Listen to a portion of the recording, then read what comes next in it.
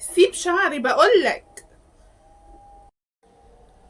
حبيبتي، هو انتي استغنيتي عن خصلة كده عريضة من شعرك كده عادي؟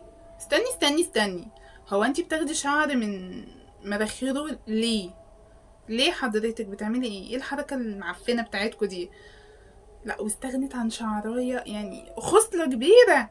ده انا لما شوية شعري بيقعوا من شعري، مش عارفة اقول لكم بجد انا ببقى عاملة ازاي. انا ببقى من جوايا كده بتقهر. شعري ببقى حرفيا مقهورة، وهم بيقصوا خصلات شعرهم كده عادي. لا والله، يعني انتوا الشعر ده كده عندكم حاجة سهلة؟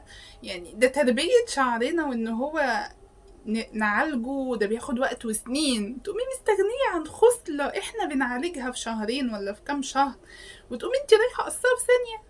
يا جبروتك، يا جبروتك يا ولية. والله يا جبروتك على اللي انت عملتيه في نفسك ده. قومي يا اختي نضفي كل ده عشان تقومي تنضفي وما تحسسهوش. يلا ستات قلبها. افتحي يا اختي، افتحي يا حبيبتي الحاجات اللي انتي طالباها وورينا وفرجينا. قوليلنا بقى، صرفتي كام من فلوس الراجل الشقيان ده يا ولية؟ خدتي قد ايه من فلوس انكل الشقيان؟ اعترفي.